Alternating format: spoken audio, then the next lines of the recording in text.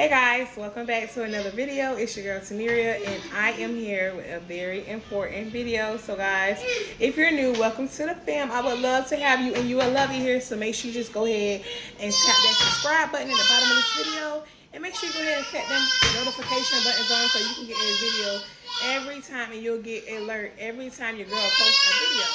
Anyways, before we get into this video, guys, y'all already know what to do. Go ahead and click that thumb button, because y'all know it's about to be a banger. No matter what it is, it's about to be a good video. So yeah, anyways guys, you can see by the title, I am going to be talking about autism, something that's not talked about a lot, and it is very common because it's a lot of kids that is on the spectrum and find out when they're about 3 to 4 years old. But then you got some kids who has been diagnosed at age 1 or 2. So I'm gonna just talk about signs that your child may be on the spectrum. Not symptoms, guys, signs. So these are signs that you need to look out for and bring up to your pediatrician. When you go to your appointment, they may give you a paper to fill out, and it's basically about your child development.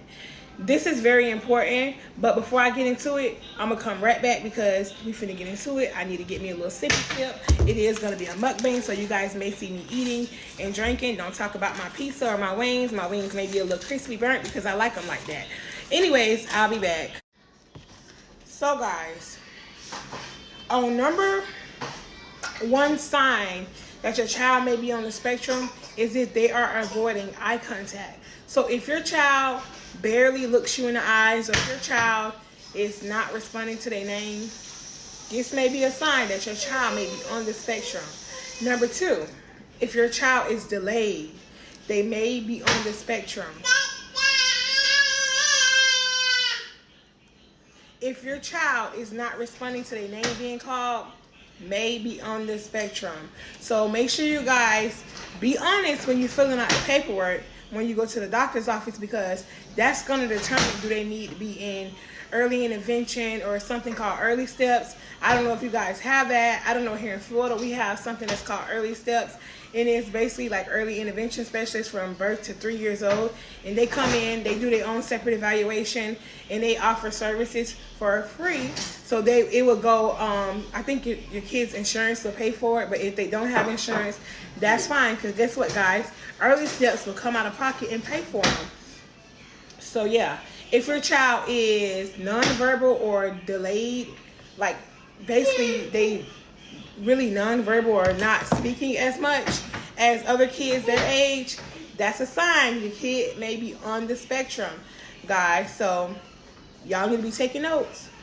If your child behavioral is off, like they banging their head, they like behavior, they getting very upset over, like, let's say you changing a diaper and they just get like just off behavior, they getting very upset, stuff that are like something that or normal 6-month-old baby or 7-month-old baby, because mind you, these signs start when they're an infant.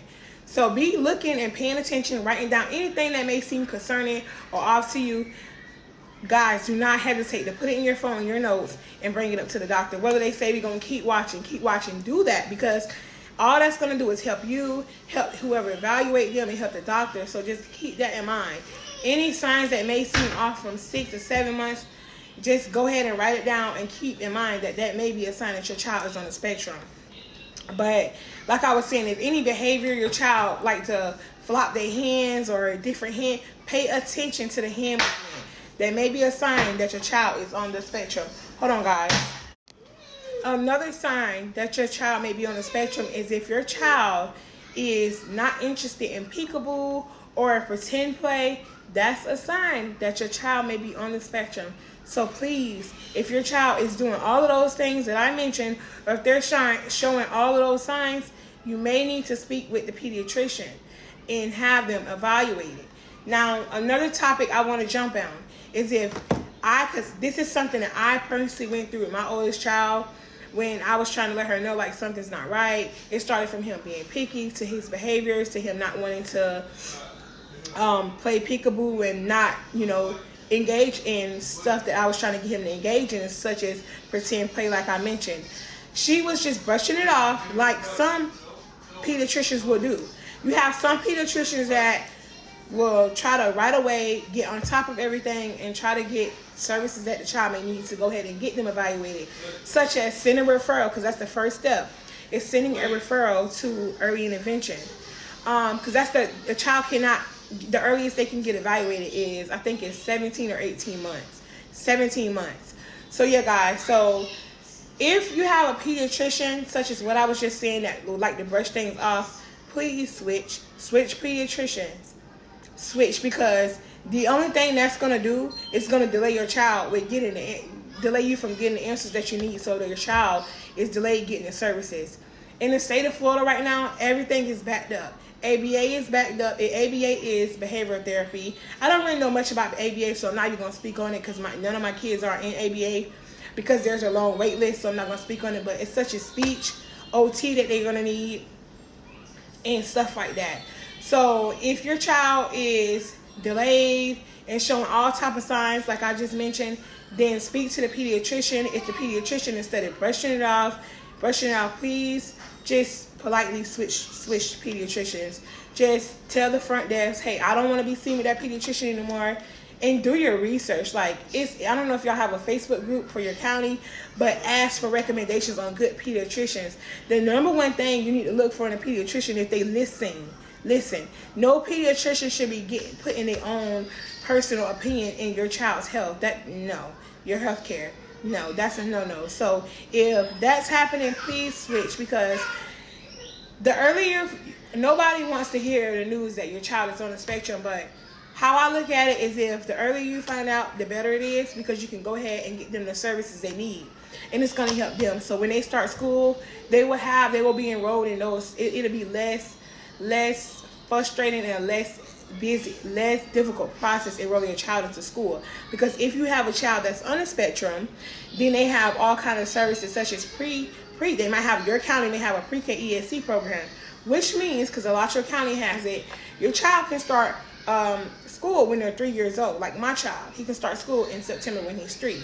I like that because the benefits of that is all of his services that he do at home, he'll do in school. So everything will transfer to school, and then on top of that, you get a small classroom setting. It's just amazing. They help potty train him. You can't get nothing better than that. So everything, he'll get OT, speech, everything in school. He'll get to have an iPad in school, like his tablet.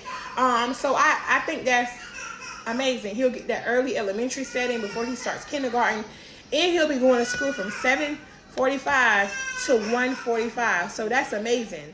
So if you have a child that's going through what I just mentioned, guys, make sure that you go ahead and get them the services that they need. Bring it up. Don't be afraid if you need someone to talk to.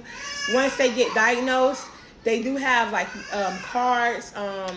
It's like a UF card. I don't know if your county have it. I don't know where y'all from, but there is services that's normally offered to parents that's on the kids that have disabilities, or even if it's ADHD or any kind of disability, there are services that should be offered to you guys. But you have to advocate for your kids. That's just one thing I learned. Being a parent, you really have to advocate for your kids. So if you have a child that's on the spectrum, just go ahead and get them the services that they need. And don't sit around and wait until your pediatrician feel like they need to refer them to early intervention, because early intervention may have a long wait list, and then your child is stuck without getting evaluated and without getting the services they need. So they're delayed for 2 years, 3 years without getting services. That's crazy, right? So go ahead, take this video into consideration and get them the services they need. I'm going to end up closing this video. I thank you guys for watching this video. I personally want to make this video because this is not talked a lot, and a couple people have asked me to make a video about signs, so that's what I wanted to do. If you enjoyed this video, make sure you give this video a thumbs up and subscribe to my YouTube channel. I appreciate all of you. I'll be back for now. Bye.